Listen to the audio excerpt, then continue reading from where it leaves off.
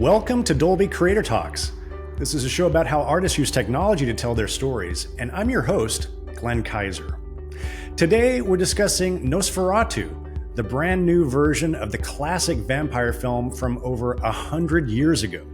Naturally, the original was a silent film, but the new Nosferatu is quite the opposite. It's a movie with a track so rich that it completely envelops you. And so I'm excited to welcome to the show today the film's sound designer, supervising sound editor, and re-recording mixer, Damian Volpe, as well as the director, co-writer, and producer of the movie, Robert Eggers. If you're familiar with the work of Robert Eggers, then you already know he is a master of tone, using striking visuals to pull you into the haunting world of his films. And he does so again in Nosferatu. But he also sets the tone from the beginning of this film through sound, both in the very first sequence and even over the opening credits, to let the audience know exactly what kind of a ride they're in for. Here's director Robert Eggers. Begins even before then with the quote-unquote logo animations, where Teddy Blanks, the title designer, worked with me to recreate, if you watch it internationally, a silent film Universal logo, and then make silent film logos out of the other studios that didn't have logos from the 20s, and they're meant to be very analog and to kind of give us a feel for what this whole film could be. And that begins with a little audio analog hiss and some wind, which sort of morph into each other. And then I think these horror film cold openings that end with a jump scare, when they're done successfully, what they do is that they keep you on the edge of your seat for the rest of the film to some degree, because you don't know, you know that anything's possible now. We wanted to start in this liminal space of like absolute darkness, and then sort of be invited into understanding that we're in this bedroom. If you are in a Dolby cinema and watching this in Dolby Vision, you get like an absolute black, which is certainly for that sequence the best way to watch the film. And we also in this first scene start, like we establish, as you put it, the cinematic language of using these long unbroken takes. But I think what's nice about it is that because of the disorientation of where are we, and then you're learning about these things, and then there is Orlock's voice, and there's subtitles that you have to read, and then Ellen's levitating, and then you see Orlock in the shadows. You are not hopefully paying attention to the fact that it's one shot and you're just like immersed in the story. And also, the sound design that Damian developed with his collaborators like pulls us in to each beat. They just anticipate each part of the camera movement, and the sound of the curtains is really evocative to make sure that you see the shadow of Orlock in the curtains, even though there's a lot of other things happening on screen. And then it all sort of culminates with the score really coming to the forefront. Robin Carolyn's score of this blistering aleatoric crescendo of absolute atonal hell over the title card. It's a great way to describe it. Damian, tell us about kind of what your approach to that opening sequence, and what you felt like you had to accomplish from a sound design perspective. The main thing was, from the script, I decided early on to try and create create a central idea for the sound design, which was to use Lily and Bill's breaths to kind of tie the whole thing together. And so the Orlock's presence, which starts tonally, is derived from long ADR performances that we had him give us all sorts of things, from kind of animalistic growls and attacks to these very like drawn out breaths, and then we kind of extrapolated from there into winds and gusts and kind of the more spectral thing. So that was the main thing. And in addition, of course, I had at some point along the way wanted to bring in like a theatrical element, which was something Rob and I had talked about doing on The Lighthouse. But so I created I built a wind machine basically, and I had used it in the Orlock's castle, but And it's a nod to say, like, this is a fairy tale. It's a gothic fairy tale. It's a dark fairy tale. And so I think that the sound of that, slightly unnatural wind is a clue. And then the music box, we also switched out. We had a recording with close mics that involved a bunch of the gearing mechanisms. And so we all just suddenly jumped when we heard that. And it was like very special sounding, something to kind of see the mechanism, feel that mechanism. Like you're going to hear something handcrafted, which is Rob's preferred mode. Like everything should have a certain gritty realism. The first couple times I worked with Rob, he actually shot a lot of his own Foley, which I knew right then was like a director that I wanted to work with, a guy who would go out into the woods and like bash things with sticks and make muddy footsteps. So, no detail goes unscrutinized, which I love.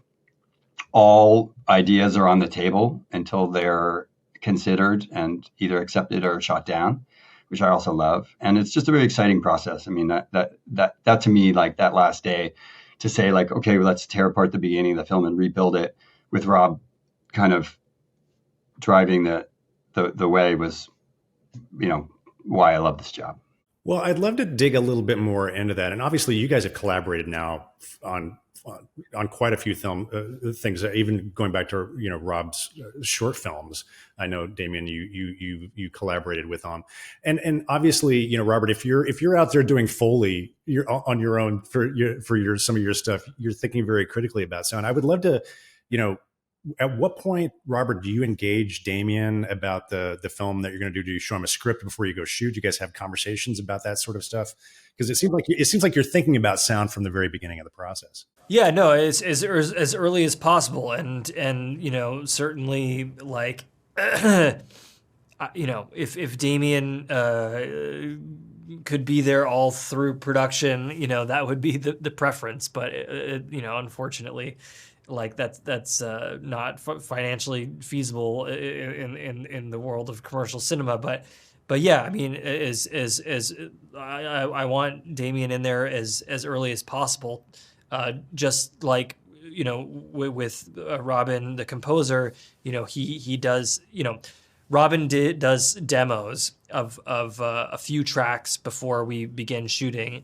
And Damian also built a bunch of sound design before we began shooting. And generally, like my other films were shot on location. And if you're shooting on the edge of a cliff, everything is there for the actors. They don't need their imaginations to be tuned into anything because it's so extreme. But we shot the vast majority of this film on a soundstage. So I used those cues by Robin and Damian's sound design as things to play for the actors to keep them in the world of the film while we were shooting. Damian, what was that original stuff that you made for Robert before he went out to shoot? Was it just kind of moods and textures, or what did you provide to kind of set that tone? Yeah, it was mostly atmospheric material.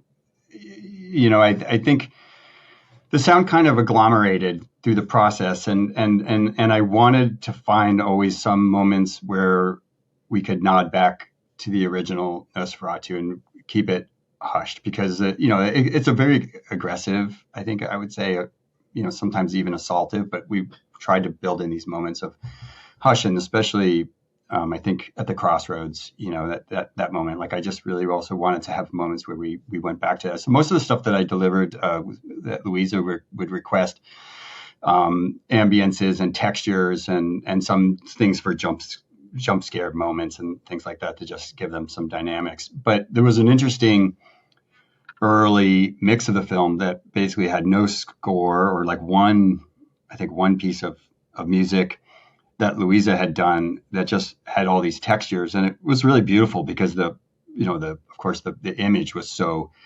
centralized and so powerful. And just, I remember seeing that and just thinking how magical that was.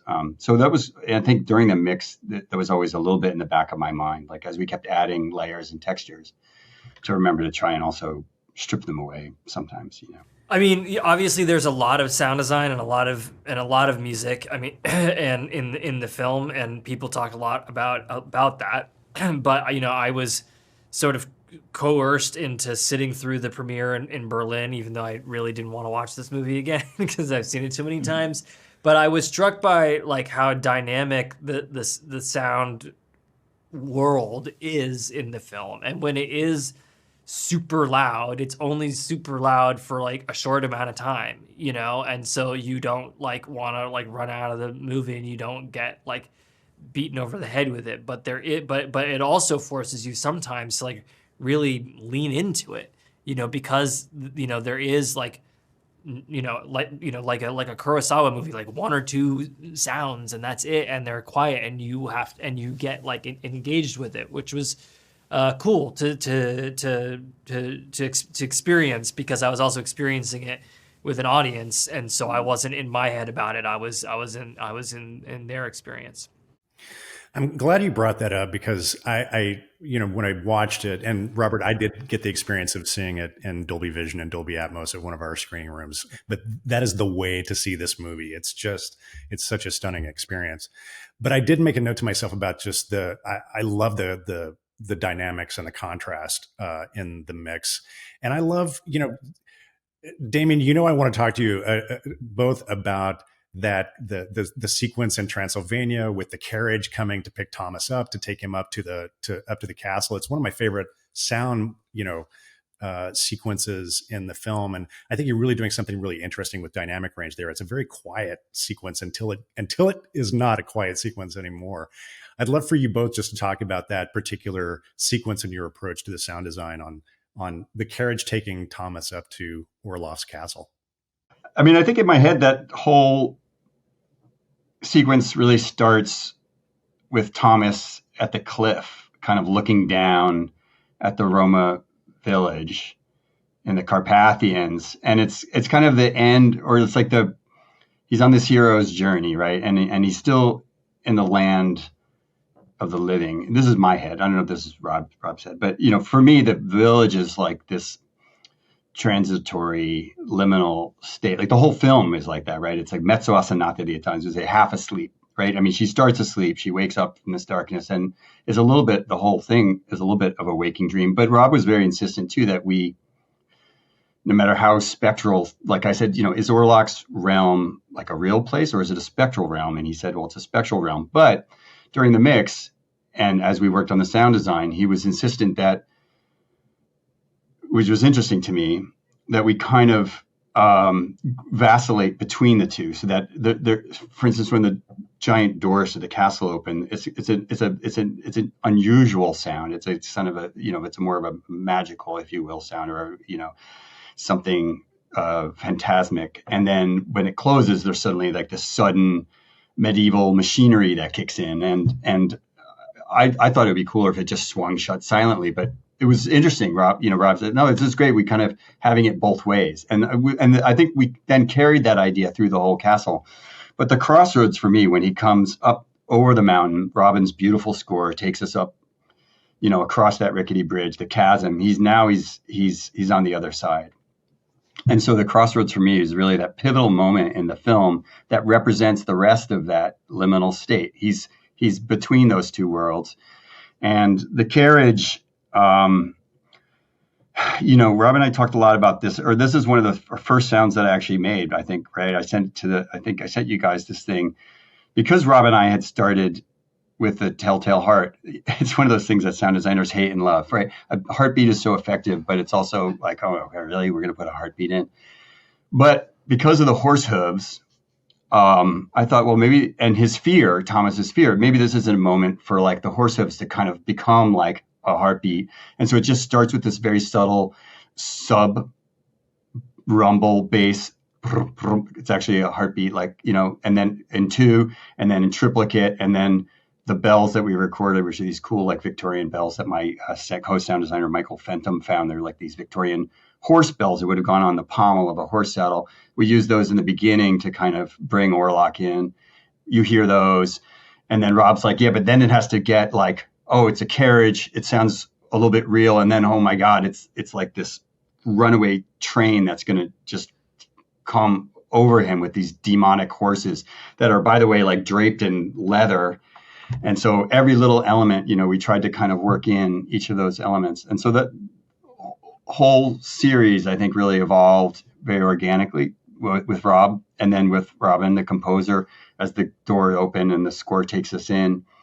I mean, we had the luxury to do a ton of spotting sessions with Damian and Robin to kind of discuss like where where score would take over, where sound design would take over, where these handoffs were, and it was really great because we had a very strong blueprint. But then, of course, when you're on the mix stage, and there's like Damian's been working on like a version of a cut, and then we had to do the score record before the picture was locked, and so all of a sudden the drums are a few frames different than they were when he did the hoof beats, and the hoof beats have to match the horse, but then the drums are clashing with the hoof beats. It can be a little chaotic in the mix stage to like make it all come together perfectly, but it was great to have like such strong blueprint to be able to achieve what we achieved, with a plan. Like any mix, you're trying to make space for every sound, whether it's the score or the dialogue or the sound design, to kind of be its best, and to find space for it. I mean, any mixer would tell you that, right? I mean, you're like making a piece of music, where the cellos sit, where are the timpanis. And so we had to really try and dial that one in, and especially because, like I was saying, the competing rhythms of the horses and the drums in the score, and like, how do we finesse that? And then still allow for there to be the next beat of the doors opening to be powerful. So it's like a kind of a crashing wave of sound that then ebbs and then comes back. And yeah, it was cool. It was fun. I mean, it was great to have Robin Carolyn, our composer, was in the mix and brought like a tremendous amount, not just with his knowledge, obviously, of his own work, but just his own film instincts. And then Louisa Ford, also like has just these really great sound instincts. I know many picture editors, some do and some don't. Louisa, I think, is particularly strong in that sense. Like, she has some kind of instinctual feelings for putting the soundtrack together. So, the kind of like, sometimes we duke it out and sometimes we're having a great time, and it all just part of the good. Yeah. Robert, I'm really taken by what you were saying, by this notion of like having a spotting session with both the composer and the sound designer there at the same time. I feel like not enough directors do that. So I think that's just it's a fantastic idea, and kind of talking about those moments when you were going to have the handoff between score and sound design. So Damian, did you have Robin score at least sketches of it while you were doing sound design? Were you passing stuff back and forth? How did that kind of collaboration work? Yeah, we started very early. I think because with the Northman, there was a little bit less, I was in Brooklyn, these guys were in London, it was kind of coming together more on the stage. And so we really tried very hard on this one to, as Rob said, to kind of plan it out a little bit more. I mean, obviously no plan survives contact with the enemy, but it's like what we definitely did talk a lot about it. We even talked about like, maybe in this scene, you should take certain frequency ranges and I should take the other one. So we try to make room for each other. Damian's working through reels, but also as we're like developing the director's cut and preparing the various temp scores for audience preview screenings and stuff. There's certain major set pieces that need to be focused on in each reel, and the score is like as I said, Robin has these sketches beforehand, but Robin composed music for all of the first reel, most of the second reel, and then a few other major cues along the way for the director's cut, so that then me and Neil Stemp could lay in temp music, but also use stems from Robin's score to kind of create like unity even in the very earliest stages. So while a lot, things changed as Robin actually composed them, there was I don't know why I'm using this word blueprint so much, but there was a blueprint that also Damian was familiar with from the very beginning, and so I think,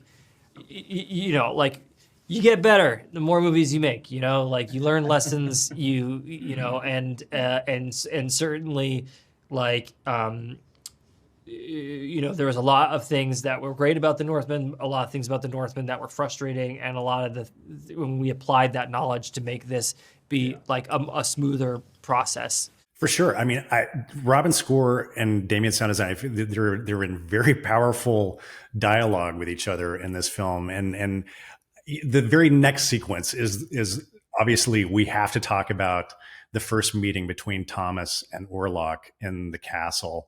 And before we even get into that, I'd love just to spend some time kind of unpacking the sound design of Count Orlok. Robert, when you wrote the script and kind of started thinking about what Orlok was going to look and sound like, what were the kind of the conversations that you had with Damian about what you wanted that character, how you wanted that character to show up, not only from a visual standpoint, but also from an audio standpoint?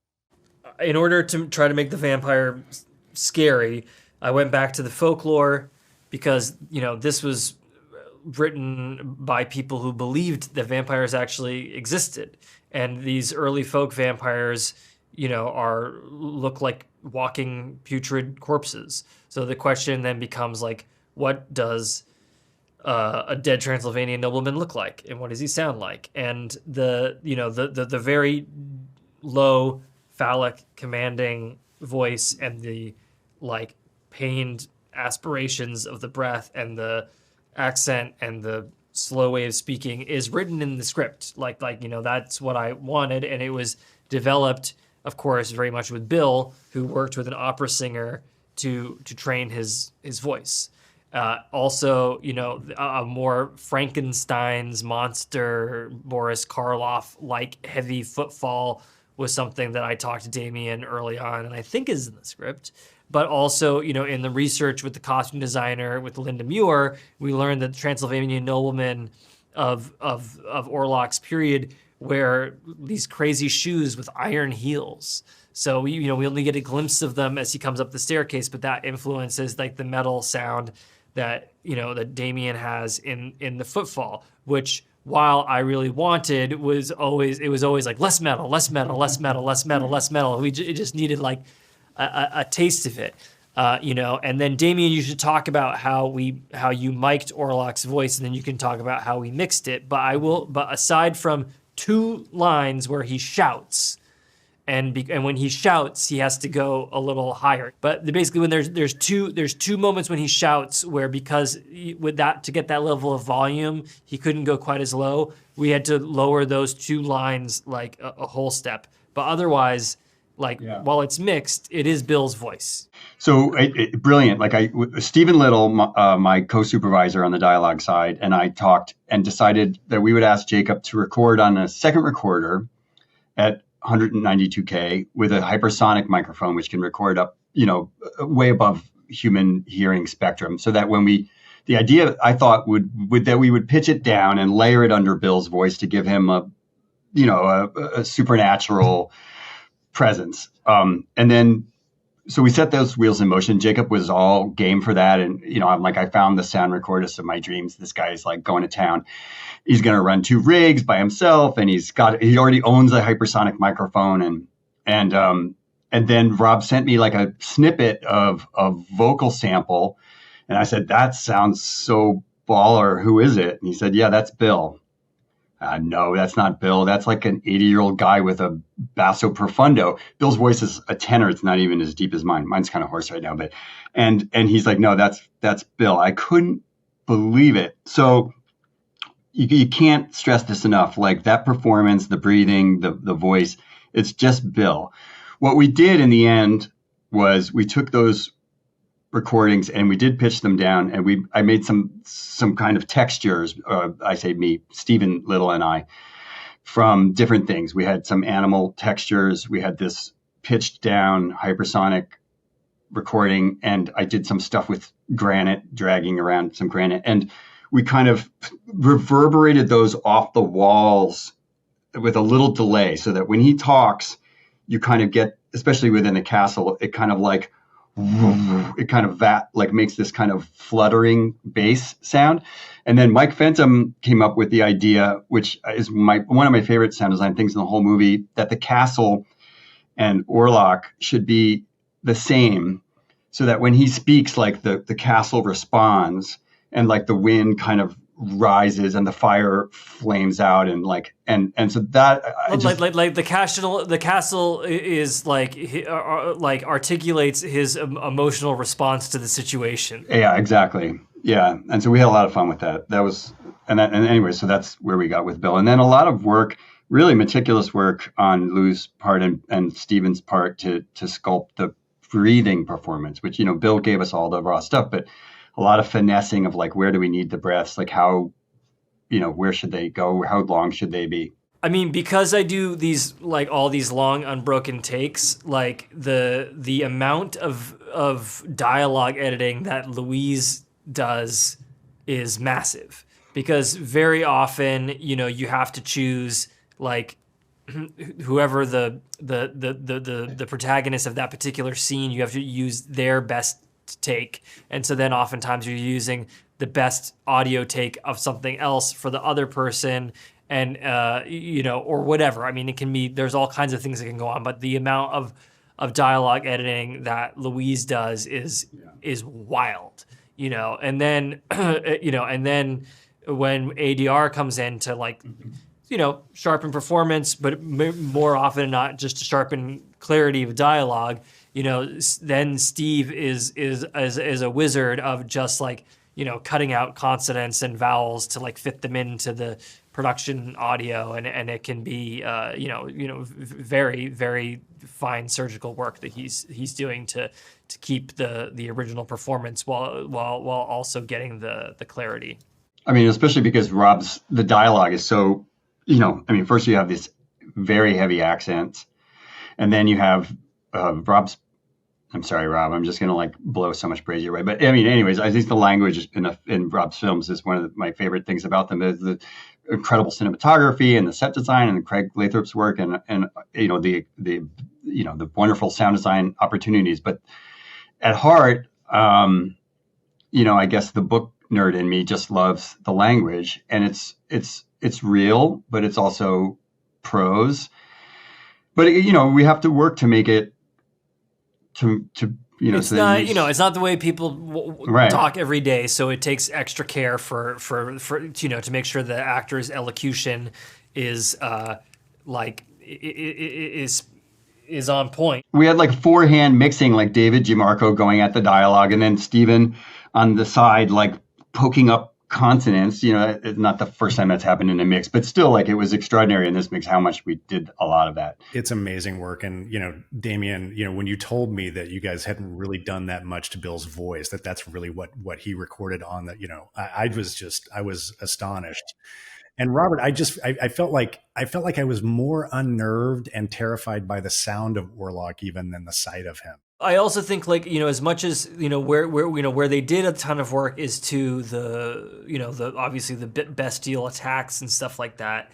But I think had it been totally manipulated, like, I don't know that it would have had the impact. Like, I mean, obviously technology was different back then, and Tim Curry's performance as Darkness in Legend is awesome, but you're just so aware that that they pitched his voice down, that it does, like, it takes something away of the illusion. So it was wonderful that Bill got to do this work, but also, as Damian says, with creating all these textures to be the castle and to be the wind and to all, it is, that also helps Bill do a layup with the vocal work that he's done, And Lily, similarly with Lily, like the possession scenes, there was versions of those that I made completely.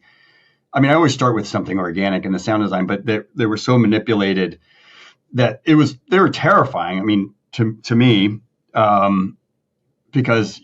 but Rob was like, no, we got to bring this right back to Lily. So we would always come back to her performance, go back to her, get some new material. Yeah, we manipulated it here and there, but it's really Lily doing and that. it's like super edited to get like every like micro nasty sound of her performance as like right. There was some clips that we would take this weird little like breath or like grasp with like throat golem-y sound and like boost it 64 dB to like make Yeah, but it's really Lily. Like it was disgusting. Yeah, it was remarkably effective. I mean, she's incredible at the performances. I got to ask you about one of the things I love. I feel like you guys really got like the use of Dolby Atmos and how to use it in this track. Oh, bless your heart. One of the things you did that I just love is like you used Atmos to kind of communicate this idea that Orlock could be anywhere, and like he just kind of